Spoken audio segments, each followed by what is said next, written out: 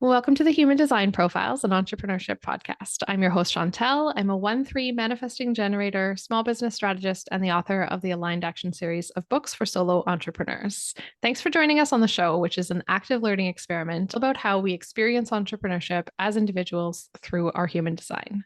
Each episode profiles a human design enthusiast slash business owner who's here to share about how their personal profile lines influence them on their business journey, how they use what they know about their profile to set intentions and make decisions daily as business owners.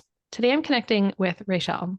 Raechelle is here to activate your soul's sacred expression through empowered astrology and astrological recoding so you can create the life and business you deeply desire. She is through and through an energetic being and highly intuitive. She leads through energy, senses energy, feels energy, listens to energy, and transmutes energy. Raechelle deeply loves to empower women in business to lead through intuition and energy so they feel freedom, activate their voice, share their truth, and learn what works for them and their unique energy. Have a listen while today's guest, Raechelle, a 3-6, shares her story while you read between the lines. So, Raechelle, something that you wrote in your form really piqued my curiosity. You wrote that you feel 6 lines are very intuitive. Let's Mhm. start there. I love diving into the sixth line because I feel like it's something that I really resisted for a long time. Well, in human design, I really resisted a lot of it for a long time Mm. because I felt it was so textbook Mhm. and not enough of an intuitive diving into the profiles from a deeply energetic space. And so I felt like when I read about 3 lines and 6 lines, it like boxed me in. Mm. And so I had a lot of like, no, no, no, no. I had my first human design reading 15 years ago. So obviously, many people like yourself are diving into this and bringing new awareness and sharing these lived experiences. And I feel like that is bringing in a new lens for people to see themselves through. Mhm. And, I think the 6 lines for me is, well, and obviously it's like the 6 line being a 3 line for so long too. What I've noticed with other 6 lines, especially in the entrepreneur world and in general, is that they often, one, don't realize how strong of a leader they are. And they have so much embodied wisdom. What I've noticed is a lot of 6 lines have lived really intense lives, Yeah. and so they either get to this space where it cracks them down, or they get to a space where it's like, I'm going to liberate myself through this and really heal through this and do something profound with it. And I Mhm. feel like because they are the 6 line, it's like they do have a piece of every other line encompassed in them. It's like having this ability to pull all that in. And so they can often see deeply like energetic imprints and underlying energetics of patterns, behavior, like the blind spots, the limitations. What I love about the 6 lines is when they're really in their embodied wisdom and leading through it, it almost feels like they're tapped into just another dimensional plane, like it's Mhm. coming in from some other dimension of awareness. I know a few 6 lines who are like that. So, yes. Yeah. Yeah. But it's like, I also know ones that are just so stuck in the process of when is this going to let up for me? And I'm 46. I feel like it took up until really honestly the last year for me to really be able to believe in myself in that capacity, right? To that extent. And I've been an entrepreneur my whole life. And so I had different versions of that and through different identities of my 3 line. I mean, I've done it all. And and then this business that I'm in now with Radiant Vibes, I started out with animal communication because it was so clear for me. I knew what that was. I was really embodied in it. It was really easy for me to blast off with that. And then it's like this evolution of it. And so there is this element of like bringing so much of your experience, but it's not to project it onto other people as a 6 line. The best use of it is really to share your lived wisdom in a way that ignites a spark in another, like, oh, wow, you can do that. And people really do look at 6 lines. And it took me literally up until the last like 6 months to a year to realize this. People are looking at you as a 6 line, truly. Like, they see you as that role model. That Mhm. is something that people really do see you as, is living the life. Like, wow, how is she doing that? And it's like, but the 6 lines, we don't see that. We have like high standards for ourselves, like highly perfectionistic. And we're moving through this other layer that can be really like kind of pull our power through us. Once we actually tap into that, it's amazing what a sixth line can do. Yeah. Okay. Perfectionistic tendencies. I want to go there next. I also want to chat about your personal journey to becoming a role model. It sounds like maybe the term mentor, the term role model is something that you had to grow into and you didn't naturally want to apply that to yourself. So like there's layers of perfectionism, right? And I think so many of the times, whether you're a six line or not, like we can think, oh, we've released this layer of perfectionism. I'm not so, worried about like the perfect podcast or the perfect this or the perfect that, right? But then there's a deeper layer of this internal intrinsic value of oneself, Mhm. that's like, to me, it's like valuing yourself and valuing what you do to such a high degree that for a six line, you get to show up as you. It's like you don't need the course or the textbook or, all of the Canva, the perfectly presented carousel or whatever. You can do all that if it feels good to you, but it's like detaching from needing any of that. You really do get to show up as you. And there's so much there if we just allow that mask to come off. And there's so much potency and so much depth that really just expands others. You hear that phrase of like simply by being in somebody's energy field, but that is true for six lines. And so, yeah, stepping into the mentor and the role model was like me, like my life is a freaking mess, like, are you serious? Like, but then this is where the perfectionism thing is. Yes, I think my life is a mess because there's so much that I have always had to transform through. And through the lens of astrology, I have Pluto on my ascendant, which is like on my rising sign. And it's a triple stellium in Libra. I am here to move through all of it, constantly transform. So I'm constantly bringing in experiences to me. And as a six line, we're doing that too, to like move through this experience and transform. So you can go then share all of this with other people and really lead, like collapse timelines for other people. But that takes like to own that because especially as women, like that is not humble. That Mhm. is, Mhm. conceited. That is egotistical. Even 2 weeks ago, a really good friend, she's like, oh, I just thought you were stepping into that mentor space, fully, entirely. I'm like, I mean, I am like, I own it, but like, I'm here doing my work, my purpose. And so, even in that context, I could feel it in her tone of like, well, I just thought, and it's like, whatever. But that's where, your life can feel really messy as a six line, especially if you're a 3-6, even more so, because Mhm. you're pulling forth so much experience to you. And it can feel like you're constantly in this space where you're not really getting ahead. But in my life, I've always been really successful at anything I've done, but it's owning it. I didn't own it. And like having that ability to really claim that is something. It's like somebody could look at me, it's like, well, I have 2 rental properties, I have this business, and I've had other businesses and sold them and done whatever. But to me, that was never good enough. And that I think is like kind of the doom of the sixth line, or like the really deep shadow, is really never owning and like celebrating that you have, most six lines do have accomplished massive accolades in life, Mhm. and they're afraid to share it, afraid to own their power. Yeah.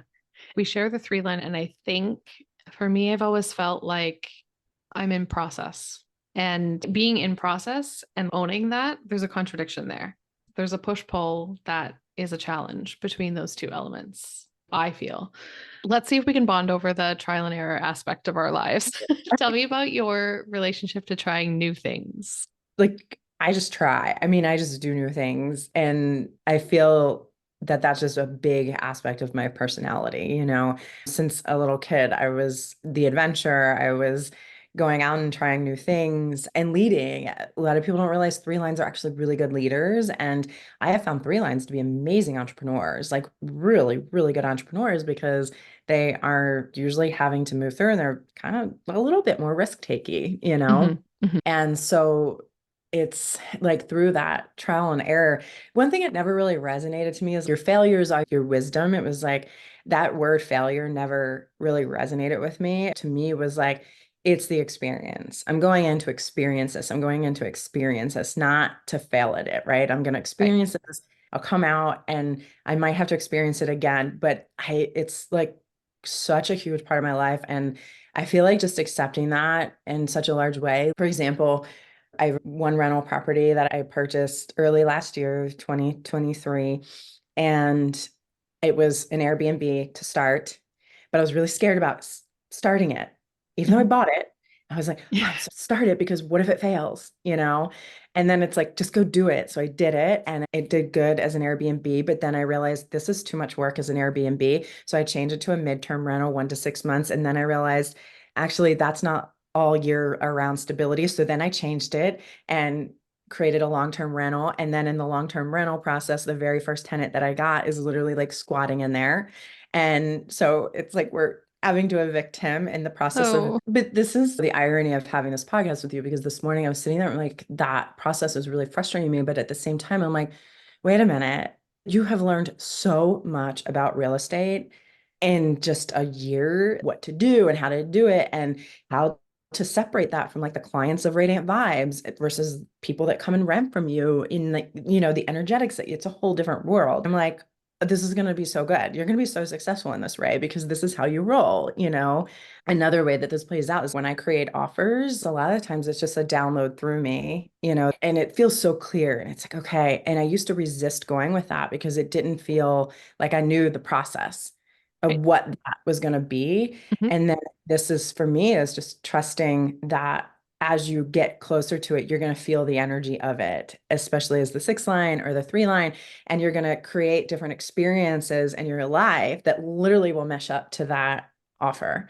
And this is what's happened with my signature program, Reclaim Her, Empower Her, which was like all about reclaiming the voice. And so I've literally gone through so much of a series of events, especially over the last year, that was like, no more silencing, no more playing small, no more dimming your light. And that could have felt like so intense because I was asked to stand to my truth, to speak my truth like I've never done before.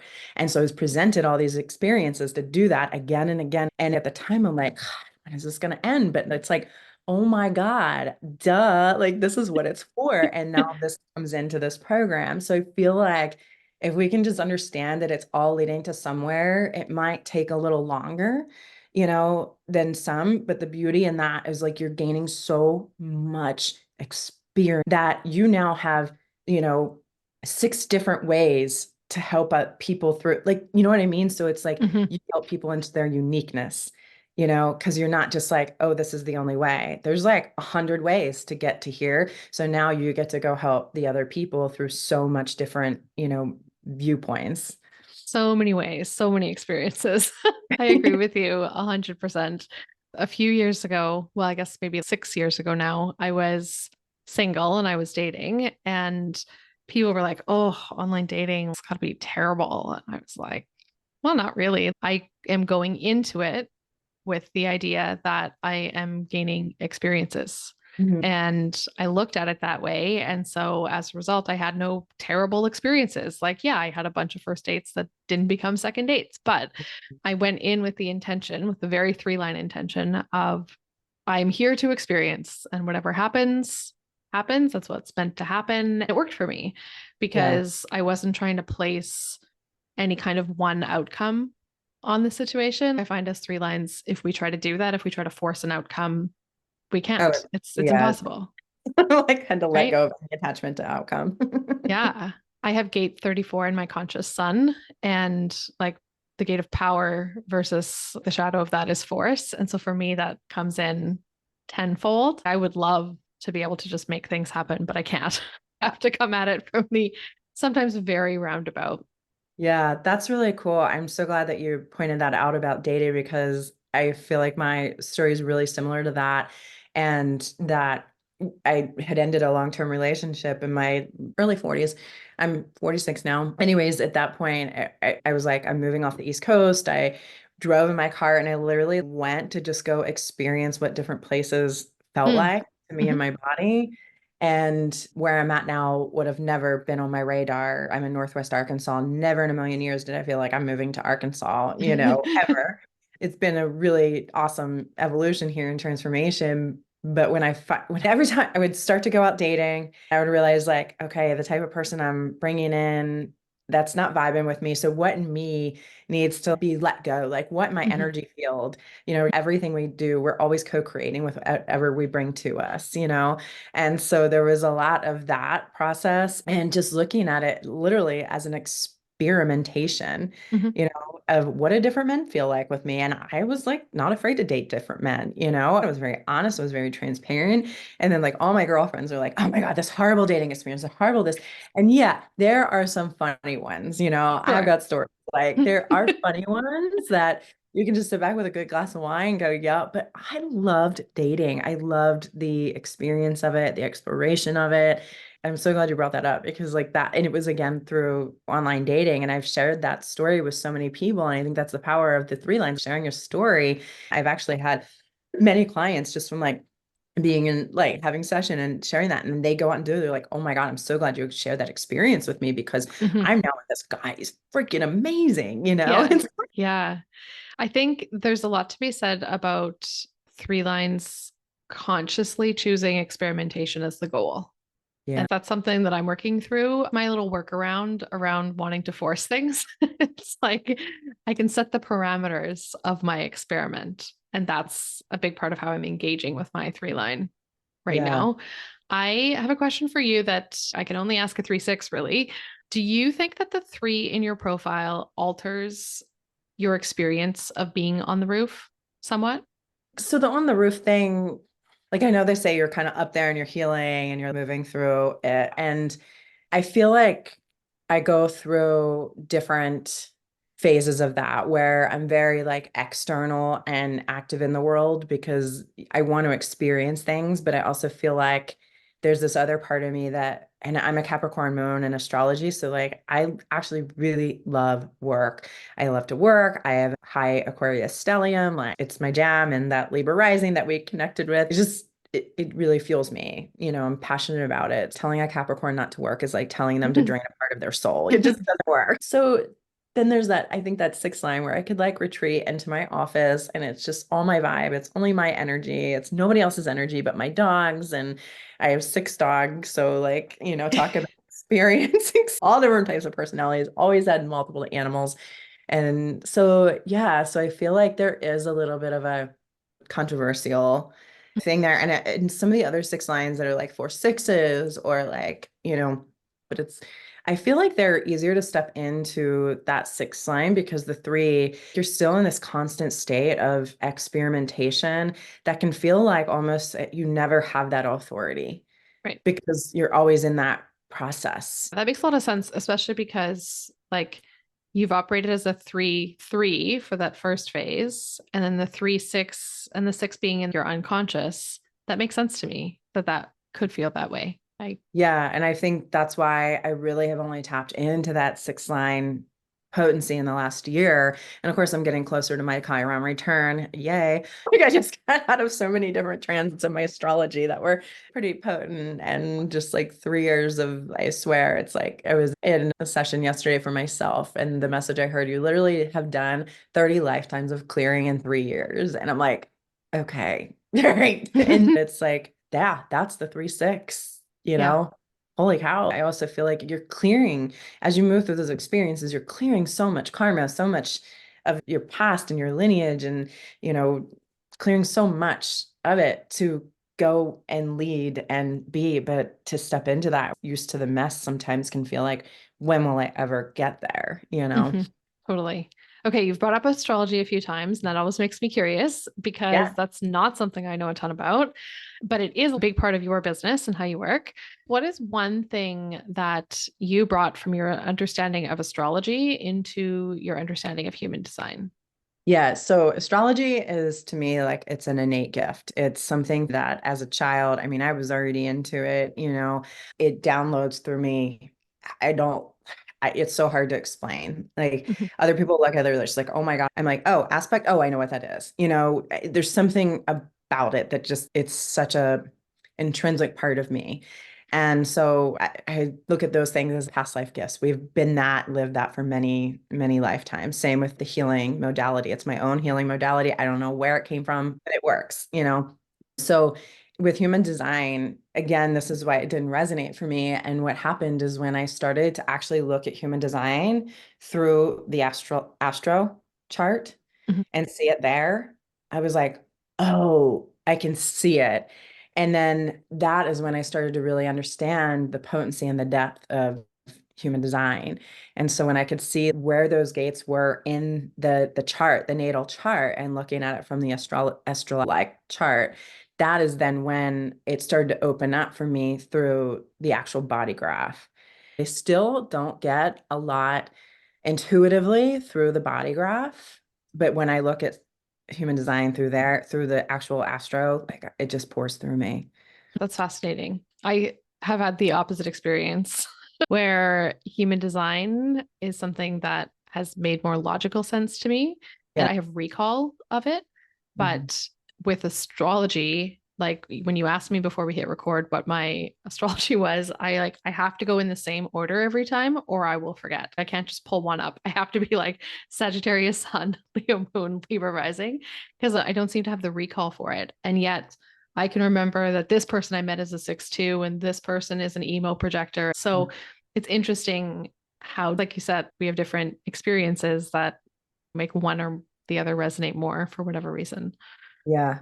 Yeah. The way that I look at astrology is more from an evolutionary, very soul pouring through you.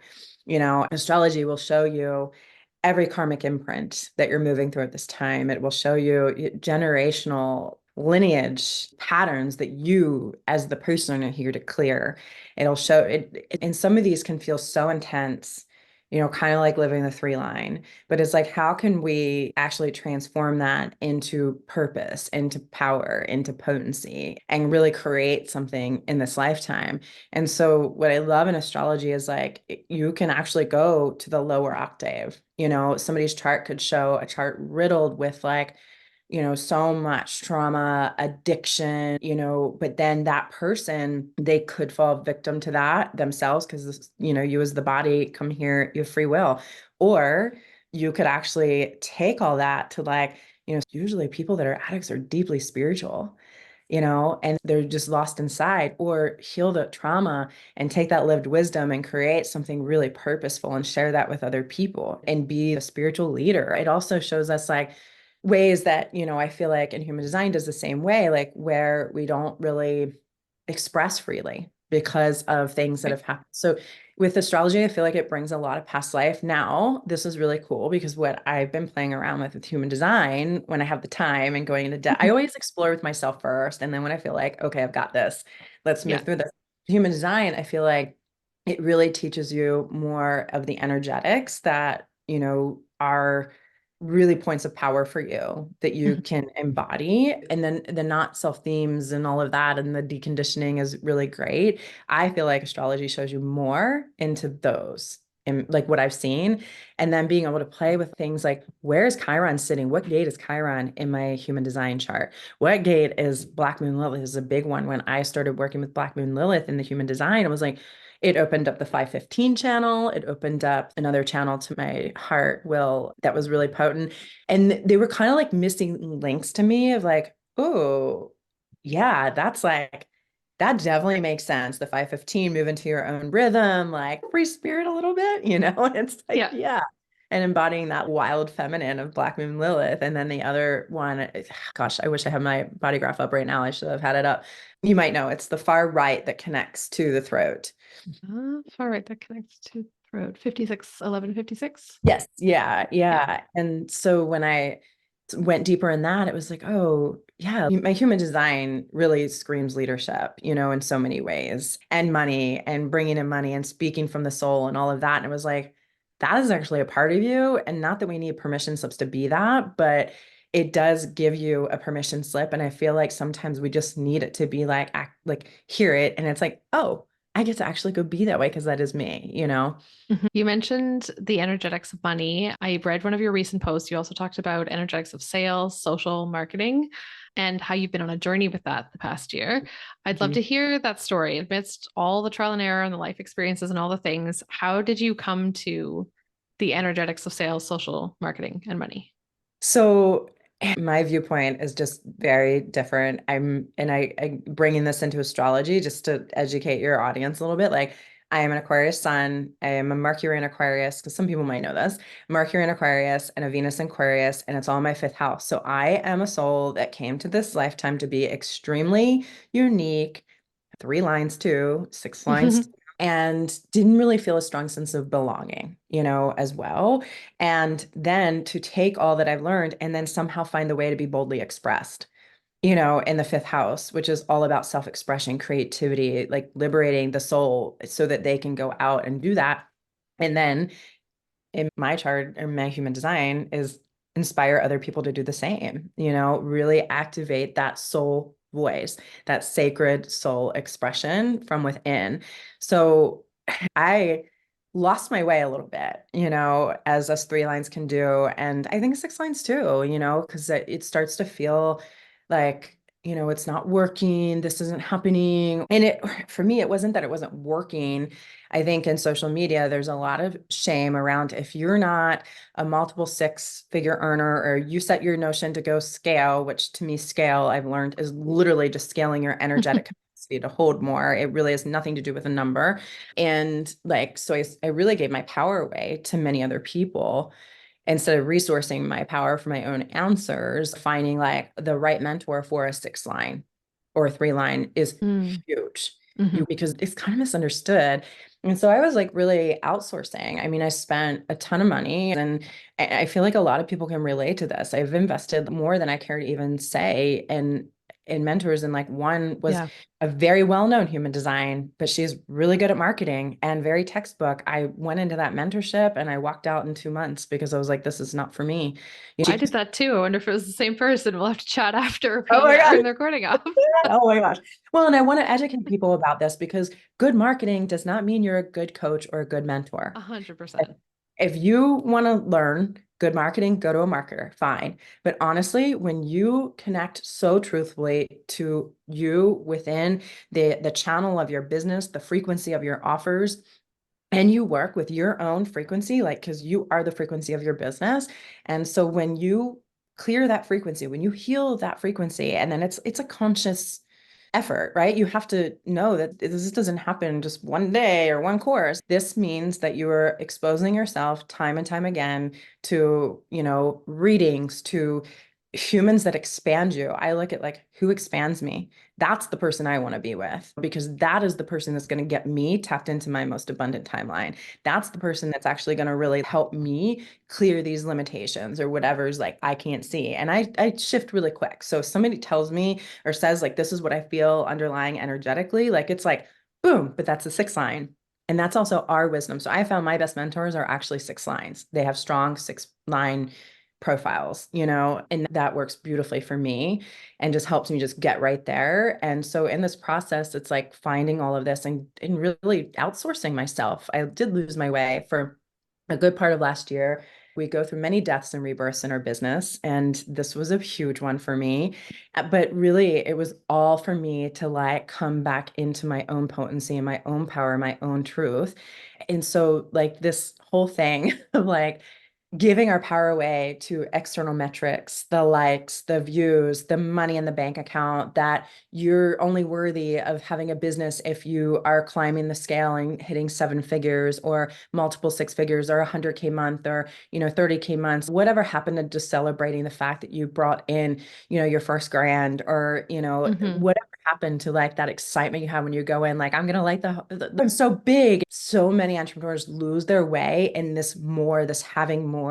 And really, like, the only way to having more is to actually increase your energetic capacity to be open and able to receive more. And as you do that, that's when it comes in. That's when those big leaps happen. If that's what you desire, not everybody desires it. Yeah, not everybody. And I think that's where you got to get really real with yourself of like, what really is your desire? I'm a Capricorn moon. I want to go, I just want to create big. I do love money, but there is this dismantling a process that has to happen where I have had to really learn not to tie my worth to that, my value. And what I do is so potent. I had to just deepen my beliefs in that so deeply.